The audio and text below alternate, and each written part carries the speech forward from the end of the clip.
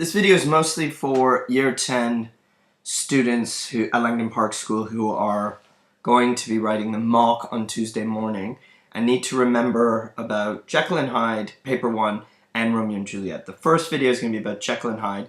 I'm going to be doing these lessons on Monday and on the revision on Tuesday, but I think it's worth going over and over to remind you about how to approach a question, what a model answer looks like, and I will be going through our PEWEE method, and I want to review also the themes and context. So this first image is just to remind you about how pervasive Jekyll and Hyde is in our culture.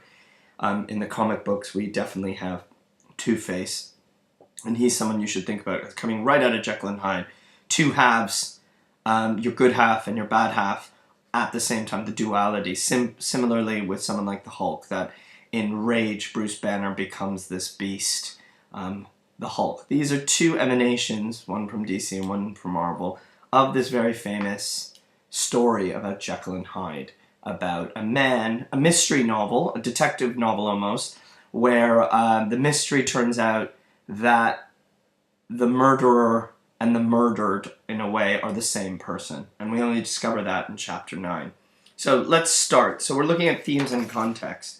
So the first thing I'd say to you is on the left here are three themes that run throughout the novel. Duality, good and evil, hypocrisy. And here's some context that we need to know about.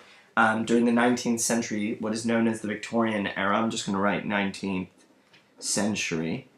Some context you might need to know about is the Victorian gentleman, science and religion. After all, this is a novel about a scientist doing experiments and going beyond the levels that would be permitted or allowed rationally or within the scope of religion at the time, and vices. London was a place of both high morality seeming and all these negative things that were going on at night, like drinking, prostitution, etc. Now, if you're just looking at this right now, I need you to stop. If you have no idea about what I'm talking about, you need to stop and you must revise these 6 things. 3 themes and 3 contexts, at least for Jekyll and Hyde. You need to be able to talk to me fluently about what these are if you hope to get through this exam. Okay, and I'm just going to walk you through some of them. Maybe I'll go one by one. So duality is the concept, the quote from the novel. We are not one but two. We have 2 sides inside each of us. We're not just the good, we're also the bad, is something I think that Stevenson's trying to say in this novel. The context, Victorian gentleman, was a concept in the Victorian time of a professional, moral, upstanding, honest person who had a good reputation. And that was part of who you were, how you understood yourself, how you wanted to be understood by others. And that was very important. That's why people like Utterson are so obsessed with his standing. That's why Jekyll is playing a tricky game, that he's maintaining his outward persona, but allowing this other creature to do all the evil things he actually wants to do. That's context is important to understand this novel. And a theme you might immediately start to link to duality is the idea of good and evil. We are told often in our politics, in our society, and in our religion that we need to be good and that evil is something to be avoided. But I think what the novel's trying to show us is you can't only be good, that within all of us is evil. And more than that, when you access your evil, it's so powerful in the guise of Hyde, it becomes uncontrollable.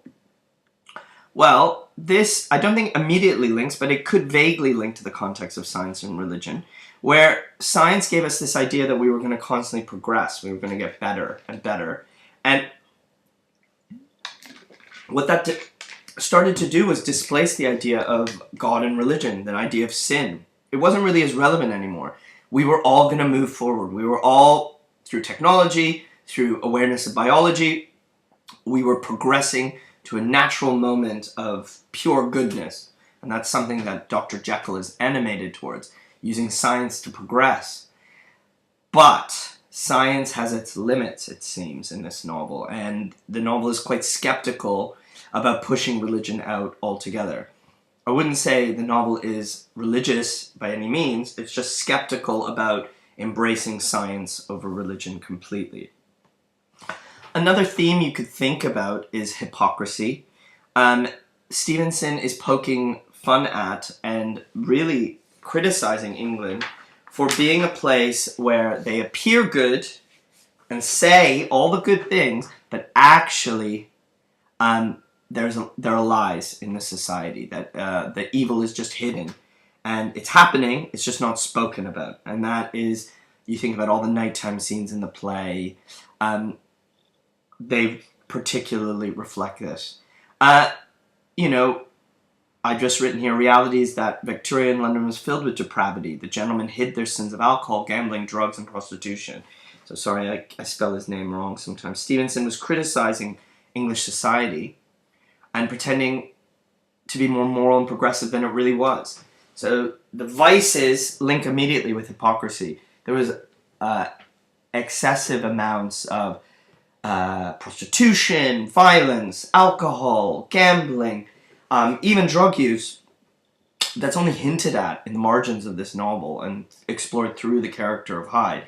But we're present, and these contexts link immediately to some of the themes of the book.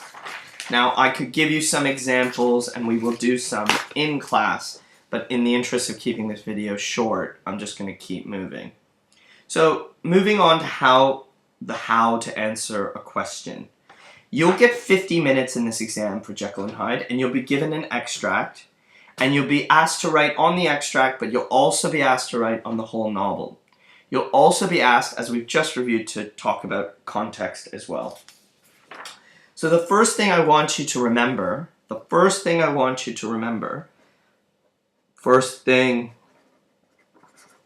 you will be given some sort of focus in the question. And you need to identify that focus. Then, when you're reading the extract, you need to find at least 3 quotes. This is what I said last year, but actually what I'd say is for each of these, you should try to have 1 plus 1 plus 1 plus 1. So you get 6 quotes, but at very least, 3.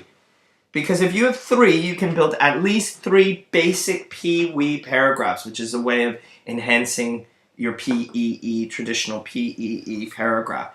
But you need at least 3 quotes, and even if you don't remember the extract, even if you don't know it, no matter what, the most relevant quotes you can find are what are going to help you build your paragraph.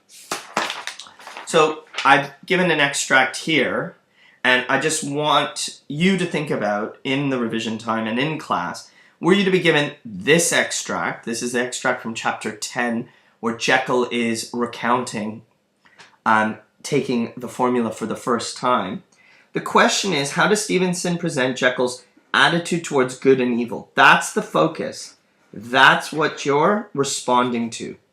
You are hopefully going to be able to write 3 paragraphs on the passage and 3 on the novel. You need to write a minimum of 1 on the novel to pass. So another way of doing it might be 2, 2, 3, 2, whatever you can do. But when you're given the passage, I really hope that you could aim for writing at least 3 quick language analysis passages that are relevant to the question. So here I've just highlighted some of the things that I think are most important in the extract, and you can take a look at this on your own, in your own time. Again, in the interest of making this video not half an hour, I'm just going to keep moving on. The key thing you have to do is, once you've picked your quotes, to develop your topic sentences or points. Stevenson presents Jekyll's embrace of evil as initially painful. Stevenson then shows that Jekyll starts to enjoy evil. In this passage, Stevenson finally shows Jekyll embracing evil over good. You are using the author's name because they're doing something on purpose. You're making sure you're answering the question, evil and good, somewhere in the question. And if you pick quotes that are relevant, if you make your topic sentences come out of your quotes, you're going to be very clear about writing relevant paragraphs. So, from here, you pretty much have planned over half of the exam. I want to just remind you that it is from the passage that you get the language analysis, because you have the quotes. Unless you have an extraordinary memory, unless you can use the relevant quotes you have in your mind, you won't be as good at analyzing from your memory than from the page. From the page is where you should be looking for the language analysis. The caution here is the passage may not always be your favorite passage. The passage may not have the best language or devices or kind of interesting narrative techniques that you can come to grips with. But my hope is that if you use this technique, you'll at least be safe going into the exam. Introductions are important for me. I would like your introduction to pretty much answer the 4 topics there, points there. Where is this passage in the novel as a whole? What's going on? What theme is being asked of you? Can you apply this theme to both the passage and that's Romeo and Juliet, the novel? And if possible, is there any relevant context that you might want the examiner to know? From here, we write 3 PEWEE paragraphs. PEWEE is a technique we use at our school, and it's point, evidence, keyword, zooming in on the keyword, squeezing it for its meaning and its implications, explaining those meanings, further analyzing, going into more detail, and then expanding, and finally returning to question, going back to the idea of good and evil in this passage. Okay, so I'm going to move on and show you what one of those paragraphs look like. PEWEE. Stevenson presents Jekyll's embrace of evil as initially painful. P. Evidence. The most racking pain succeeded, a grinding in the bones, deadly nausea, and a horror of the spirit that cannot be expeded at the hour of birth or death. Then these agonies began swiftly to subside, and I came to myself as if out of great sickness. Now, this is a huge chunk of text. We wouldn't really allow that in the exam. What you'd want to do is just focus on the key phrases and to integrate that quote into your paragraph, and that's more tricky and more sophisticated. I don't want you copying out a huge block of text. I just use this as an example. I'm just trying to see if I just use this as an example to show how much evidence you could chunk or you should be focusing on. So you zoom into the words. The adjective racking suggests the pain is a torture. This is reinforced by the sound of grinding, which emphasizes the destructive pain of the potion. Stevenson calls them agonies, or pain that suggests extensive, horrific hurt. This is backed up by the sense of sickness or illness with becoming Hyde, or pure evil. The thing I'd ask you to focus on, in addition to zooming in on the words, are the idea of reinforcing your idea with more evidence. That's really going to extend your paragraphs. The initial transformation is shown to be a move from good to evil, and this move is filled with pain that borders on torture. Finally, I go back to my initial point. Stevenson thus shows that Jekyll's first move towards evil isn't joyful, it hurts him. This changes over the course of the passage. Okay, so that is, other than the evidence needing to be pulled out, that is a PEWEE paragraph that I would stand behind. These are the next 2 that I'd have you work on your own. How would you use these quotes to support those topic sentences? I'm moving on because I'm not going to linger. Again, I'm at 14 minutes, which is a lot longer than I wanted to initially talk. So, you've analyzed the language. We're looking for 3 more paragraphs where you can apply to the question. And here, because you don't necessarily remember the quotes, you want to bring in your context. You want to bring in your context to help supplement. So the first thing you've got to think about, and I'd really have you carefully revise the chapters and the titles. If asked about Jekyll, in addition to chapter 10, where the passage takes place, chapter 3 is where we meet him, at ease. Chapter 5 is where we meet him when he forges the letter, and he's acting much more guilty because after all, Hyde has killed Carew. And then finally, the incident at the window, that very short chapter, he's in a really negative place. He's really broken, and he's on the way out. Now, for me, once I know the chapters I'm going to talk about, I pick a context for each one. Hypocrisy, definitely, because he's lying. Religion versus science, his concept that he can get away, maybe he's at ease because he thinks that through science he doesn't have to feel guilt. And then, of course, vices, as we discussed in the beginning, all of these horrendous things that he's doing in secret coming back to haunt him. So once you have these 3 paragraphs, you develop those topic sentences again.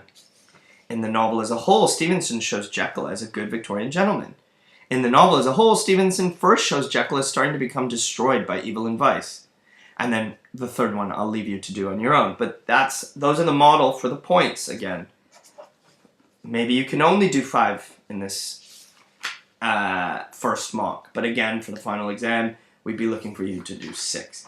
So here we try and do a similar PEWEE paragraph.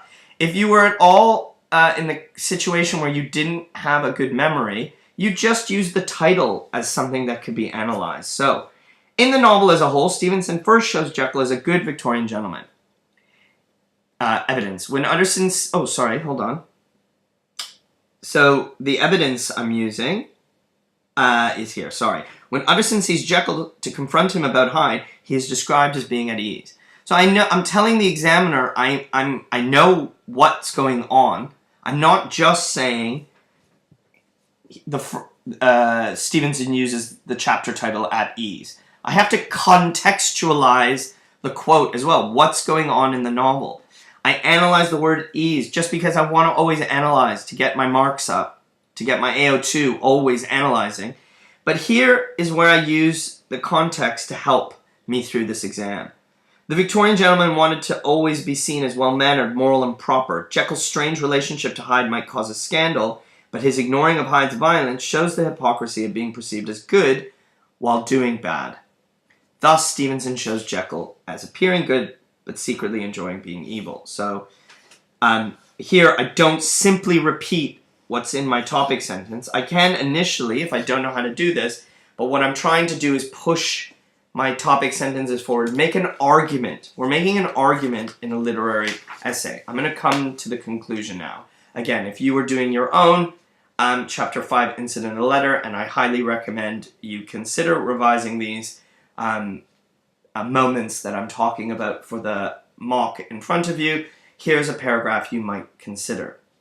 Okay, so to conclude, when you get your passage, identify 3 points that are relevant. In your introduction, where is this passage in the novel? Identify the theme. Apply the theme to both the passage and the novel. Explain that in your introduction. If you can, talk about context. Do 3 PEWEE paragraphs where you are focusing on language word analysis. Talk about the novel as a whole, trying to pick 3 moments and 3 contexts to help you finish. All in all, that's 7 paragraphs in 50 minutes. It's really challenging because you will need at least 5 minutes to plan. So that's a really challenging exam. If you can't do 7 this time and you only get to 5, that's okay. But for the end of the year, I'd like you to be at least conceptualizing this kind of response. Good luck. I'm going to do one video now on Romeo and Juliet.